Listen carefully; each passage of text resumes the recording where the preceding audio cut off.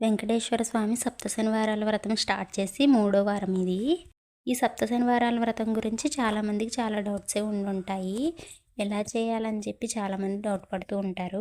మనం ఇంట్లో ఎలా పూజ చేసుకుంటామో అంతే సింపుల్గా ఈ వ్రతాన్ని అయితే చేసుకోవచ్చు.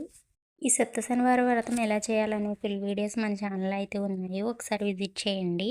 ఈ 7 శనివారాల వ్రతంలో మెయిన్గా మనకు 7 పిండి దీపాలు, 7 పిండి దీపాలైతే మనం చేసుకుని ఉంచుకోవాలి. అలాగే 7 చలివిడి ముద్దలు, 7 చిమిలి ఉండలు, నువ్వుల ఉండలు అంటారు కదా, నువ్వుల ఉండలు అయితే చేసుకోవాలి. అన్నీ 7 చేసుకోవాలి.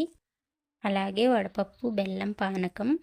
ఇంకా మనం ఏదన్నా ప్రసాదం చేద్దాం అనుకుంటే ఆ ప్రసాదం అయితే చేసి స్వామివారికి అయితే ఇవి నైవేద్యాలుగా పెట్టాలి.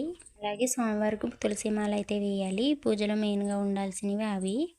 ఇంకా స్వామివారిని అయితే ఇలా పువ్వులతో అలంకరించుకోవాలి. తులసి మాల వేసి ఇలా అలంకరించుకున్న తర్వాత పిండి దీపాలను కూడా 2 తమలపాకులు పీఠం మీద వేసుకొని ఇంకా పిండి దీపాలను కూడా పెట్టుకోవాలి.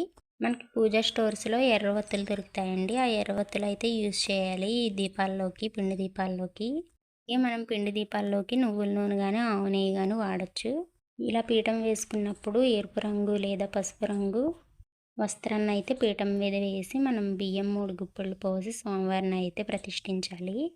ఇంకా స్వామివారిని ఇలా అలంకరించుకొని మనం నైవేద్యాలు చేస్తాం కదా, అవన్నీ స్వామివారి దగ్గర పెట్టి పూజ అయితే చేసుకోవాలి. పూజలో ఏమేమి చదవాలి, ఎలా చేయాలి పూజ మొత్తం ఫుల్ వీడియో అయితే మన ఛానల్లో ఉంది, ఒకసారి విజిట్ చేయండి.